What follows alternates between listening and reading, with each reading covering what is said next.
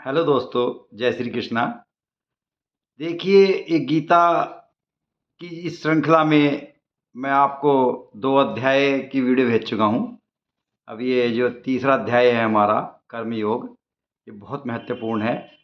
अब मैं इसके बारे में आपको जानकारी दूँगा। देखो, कर्म एक ऐसी चीज़ है कि इसको तो सबको करना ही पड़ेगा। आप कितने भी धनवान हैं, बलवान हैं या बुद्धिमान हैं, कर्म तो आपको करना ही पड़ेगा। अगर थाली भी सजी हुई रखी है तो उसका भी टुकड़ा तोड़कर हाथ के द्वारा मुंह तक लाना पड़ेगा। बिना कर्म के कुछ नहीं है। कर्म ही बहुत जरूरी है और कर्म भी उत्तम होने चाहिए। अगर कर्म आप कर रहे हो कोई दूसरी तरीके का या कोई गैर अवैध कर्म कर रहे हो तो वो आपके जीवन के लिए बेकार है। तो इसमें जो पहला आपका श्लोक है, अर्जुन उवाच जयायसी चेत कर्मणस्ते मता बुद्धि जनार्दन तत्किं कर्मणि घोरे मान नियोजयसि केशवा। अर्जुन ने कहा, हे जनार्दन, यदि आप बुद्धि को सकाम कर्म से श्रेष्ठ समझते हैं तो फिर आप मुझे इस घोर युद्ध में क्यों लगाना चाहते हैं? अगर आप कह रहे हो कि बुद्धि श्रेष्ठ है तो आप मुझे युद्ध में क्यों भेज रहे हैं? व्यामी श्रेवेण वाक्येन बुद्धि मोहयसीव में तदेकं वद निश्चित येन श्रेयो अहमानुप्रामः। आपके व्यामिश्रित यानी कि अनेकार्थक उपदेशों से मेरी बुद्धि मोहित हो गई है। अतः कृपा करके निश्चय पूर्वक मुझे बताएं कि इसमें से मेरे लिए सर्वाधिक श्रेयकर क्या होगा। श्री भगवान उवाच, भगवान जी कह रहे हैं, लोके अस्मिन् सिद्धि विदा निष्ठा पूरा प्रोक्ता मया नघ ज्ञान योगेन सांख्यानाम कर्म योगेन योगिनाम। श्री भगवान ने कहा, हे निष्पाप अर्जुन, मैं पहले ही बता चुका हूं कि इस आत्म साक्षात्कार का प्रयत्न करने वाले 2 प्रकार के पुरुष होते हैं। कुछ इसे ज्ञान योग द्वारा समझने का प्रयत्न करते हैं तो कुछ भक्ति में सेवा के द्वारा। तो न कर्मणामनारंभ्या न कर्मे पुरुषो असुरते न च सन्न्यसनादेव सिद्धि समधिगच्छति। न तो कर्म से विमुख होकर कोई कर्मफल से छुटकारा पा सकता है और न केवल संन्यास से सिद्धि प्राप्त की जा सकती है। न हि कश्चित् अणमपि जातु निष्ठ कर्म कर्ते कार्यते ह्रावस कर्म सर्व प्रगति जय गुणे।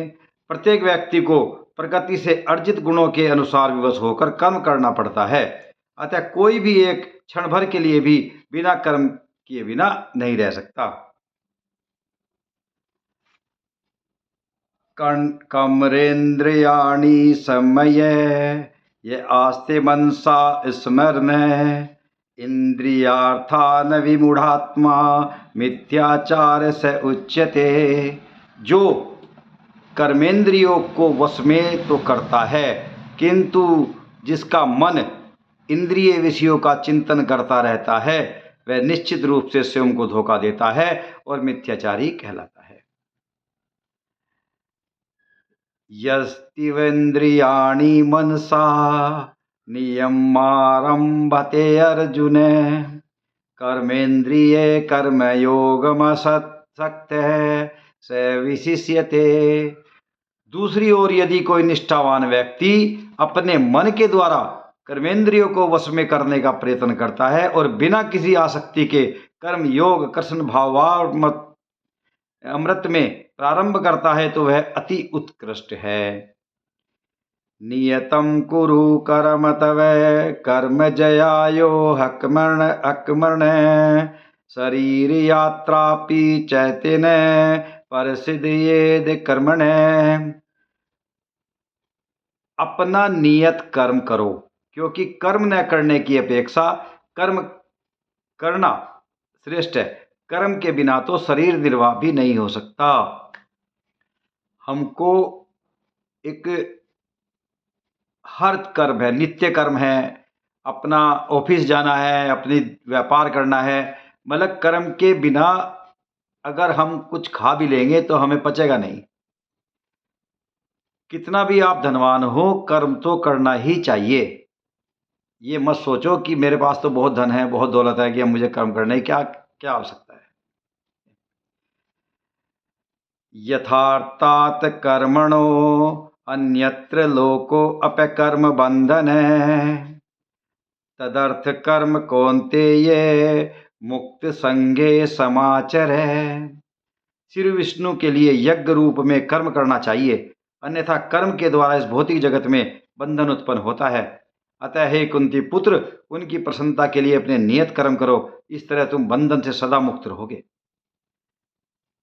सहयज्ञा प्रज्ञा सृष्टा पूर्ववाच प्रजापति अनेन पर सविश्वेधयमेव वो अस्तित्व कामधुक।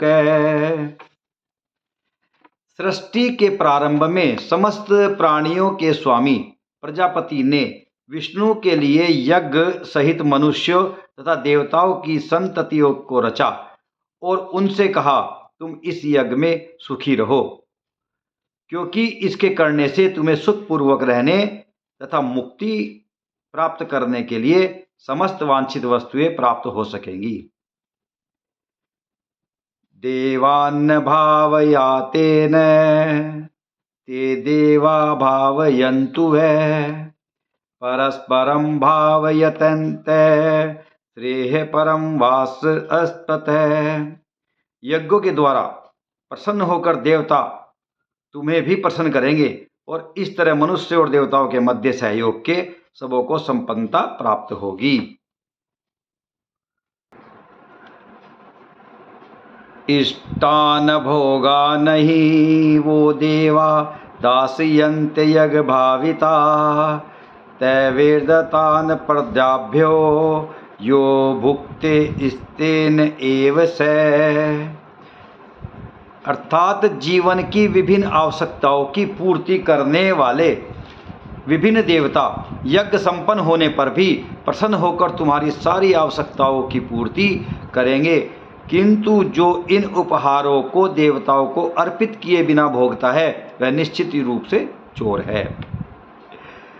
यज्ञ शिष्टासिने संतो मुचयन्ते सर्व किल्वसे भुज्यन्ते ते वैघं पापा ते पचन्तात कर कारणात्।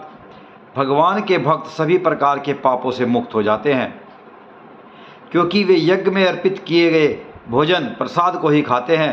अन्य लोग जो अपने इंद्रिय सुख के लिए भोजन बनाते हैं वे निश्चित रूप से पाप खाते हैं। अन्नादयवन्ति भूतानि पर्जन्यादन संभव यज्ञादवति पर्जन्यो यज्ञ कर्म समुद्र वै। सारे प्राणी अन्न पर आश्रित हैं, जो वर्षा से उत्पन्न होता है। वर्षा यज्ञ संपन्न करने से होती है और यज्ञ नियत कर्मों से उत्पन्न होता है। अब यज्ञ का महत्व तो देखिए। यज्ञ यानी पूजा। अगर हम भगवान की पूजा नहीं करेंगे तो भगवान रुष्ट भी हो सकते हैं, ध्यान रखना। कर्म ब्रह्मो भवदम विद्धि ब्रह्माक्षर समुद्रवम तत्वास्वर्गत ब्रह्मा नित्य यज्ञ प्रतिष्ठितम। वेदों में नियमित कर्मों का विधान है और ये वेद साक्षात श्री भगवान परम ब्रह्म से प्रकट हुए हैं। फलतः सर्वव्यापी ब्रह्मा यज्ञ कर्मों में सदा स्थिर रहता है। एवं पर्ववितं चक्रम नानुवर्तयति है यह अघायुरिन्द्रिया रामो मोगम पार्थ न जीवति। हे अर्जुन, जो मानव जीवन में इस प्रकार वेदों द्वारा स्थापित यज्ञ चक्र का पालन नहीं करता, वह नियम ही पापमय जीवन व्यतीत करता है। ऐसा व्यक्ति केवल इंद्रियों की तुष्टि के लिए व्यर्थ ही जीवन रहता है, वह जीवित रहता है। यशत्वातरमरतिरेव स्वादातरमर्तपक्षव मानवा आत्मनयेन च संतुष्टस्य कार्येन विद्यते। किंतु जो व्यक्ति आत्मा में ही आनंद लेता है तथा जिसका जीवन आत्म साक्षात्कार युक्त है और जो अपने में ही पूर्णतः संतुष्ट रहता है, उसके लिए कुछ करणीय कर्तव्य नहीं होता। नेव तस्य कृतेनाधो नार्कते नेह कश्चन न चास्व सर्वभूतेषु कश्चित् व्यर्थ पापश्रय। स्वरूप सिद्ध व्यक्ति के लिए न तो अपने नियत कर्मों को करने की आवश्यकता रह जाती है, न ऐसा कर्म न करने का कोई कारण ही रहता है। उसे किसी अन्य जीव पर निर्भर रहने की आवश्यकता भी नहीं रह जाती। तस्मादसक्ते संतते कार्य कर्म समाचार असक्तो हयाचरण कर्म परमापोति पुरुष। अतः कर्म फल में आसक्त हुए बिना मनुष्य को अपना कर्तव्य समझकर निरंतर कर्म करते रहना चाहिए, क्योंकि अनासक्त होकर कर्म करने से उसे परम ब्रह्म की प्राप्ति होती है। कर्मणेव हि संसिद्धिमास्थिता जनकादय लोक संग ग्रहमेवापि संपस्से न कुर्महसि। जनक जैसे राजाओं ने केवल नियत कर्मों को करने से ही सिद्धि प्राप्त की। अतः सामान्य जनों को शिक्षित करने की दृष्टि से तुम्हें कर्म करना चाहिए। यद्दाचरति श्रेष्ठ अस्तत देवतरोक जने स यत प्रमाण कुरुते लोकस्ततनुवर्तते। महापुरुष जो आचरण करता है, सामान्य व्यक्ति उसी का अनुसरण करते हैं। वह अपने अनुसरणीय कार्यों से जो आदर्श प्रस्तुत करता है, संपूर्ण विश्व उसका अनुसरण करता है। न मे पात्रास्ति कर्तव्यम त्रिषु लोकेषु किंचन नानवात्म वमात्पत्तवम वर्त एवं च कर्मणि। हे प्रथा पुत्र, तीनों लोकों में मेरे लिए कोई भी कर्म नियत नहीं है। न मुझे किसी वस्तु का अभाव है और न आवश्यकता ही है, तो भी मैं नियत कर्म करने में तत्पर रहता हूँ। यदि हाये न वर्तेये जातु कर्मण्य तंत्रित मम वर्तानुवर्तन्ते मनुष्या पार्थ सर्वेश। क्योंकि यदि मैं नियत कर्मों को सावधानी पूर्वक न करूं, तो हे पार्थ, यह निश्चित है कि सारे मनुष्य मेरे पथ का ही अनुगमन करेंगे। उत्सीदे पुरी में लोका न कुर्या कर्म चेदहम शंकरस्य चक्रता श्यामुपहनयामिना प्रजा। यदि मैं नियत कर्म न करूं तो ये सारे लोग नष्ट हो जाएं। तब मैं अवांछित जन समुदाय वर्ण संकर को उत्पन्न करने का कारण हो जाऊंगा और इस तरह संपूर्ण प्राणियों की शांति का विनाशक बनूंगा। सक्ता कर्मण्य विद्यासो यथा कुर्वन्ति भारत कुर्यान्ति द्वास्ते था शक्तिसी कुर्श्रीलो संकग्रहम। जिस प्रकार ज्ञानी जन फल की आसक्ति से कार्य करते हैं, उसी तरह विद्वान जनों को चाहिए कि वे लोगों को उचित पथ पर ले जाने के लिए अनासक्त रहकर कार्य करें। न बुद्धि भेदम जनयेद ज्ञाना कर्म संगिना में जोषते सस्व कर्माणि विद्वान युक्तम समाचरण। विद्वान व्यक्ति को चाहिए कि वह सकाम कर्मों में आसक्त अज्ञानी पुरुषों को कर्म करने से रोके, ताकि उनके मन विचलित न हो अपितु भक्ति भाव से कर्म करते हुए वह उन्हें सभी प्रकार के कार्यों में लगाए, जिससे कृष्ण भावनामर्थ का कर्मिक विकास हो। प्रकृति क्रियमाणानि गुणे कर्माणि सर्वशः अहंकार विमूढ़ात्मा कर्ताहमिति मन्यते। जीवात्मा अहंकार के प्रभाव में मोहग्रस्त होकर अपने आप को समस्त कर्मों का कर्ता मान बैठता है, जबकि वास्तव में प्रकृति के तीनों गुणों द्वारा संपन्न किए जाते हैं। तत्त्ववित्तु महाबायो गुण कर्म विभागयो गुणा गुणेषु वर्तन्ते इति मत्वा न सज्जते। हे महाभाव, भक्ति भाव में कर्म तथा सकाम कर्म के भेद को भलीभांति जानते हुए जो परम सत्य को जानने वाला है, वह कभी भी अपने आप को इंद्रियों में तथा इंद्रिय तृप्ति में नहीं लगाता। प्रकृति गुरुड़ सम्मूढ़ा सज्जते गुण कर्मसु तान कर्तस्य विदो मंदान कर्तस्य भिन्न विलोचयेत। माया के गुणों से मोहग्रस्त होने पर अज्ञानी पुरुष पूर्णतया भौतिक कार्यों में संलग्न रहकर उनमें आसक्त हो जाते हैं। यद्यपि उनके ये कार्य उनमें ज्ञानाभाव के कारण अधम होते हैं, किंतु ज्ञानी को चाहिए कि उन्हें विचलित न करे। मयि सर्वाणि कर्माणि सन्निष्ठाततम चेतसा निरासी निर्ममो भूत्वा युद्धस्व विगत जवरे।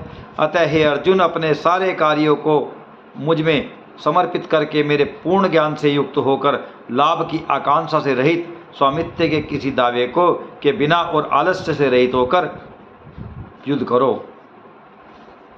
उनके जो श्री कृष्ण जी ने अर्जुन को समझाया तो अर्जुन की समझ में आने लगा है, और उन्होंने कर्म योग के बारे में बहुत ही अच्छा लिखा है कि मनुष्य को कर्म करना बहुत जरूरी है, और कर्म भी निष्काम भाव से और सही प्रकार से और सही ईमानदारी वाला कार्य करें। अगर आप कोई भी गलत काम करते हैं तो क्षण भर की आपको बहुत खुशी होगी, वही वाह मैंने ऐसे शॉर्टकट में इतना कमा लिया, ये कर लिया।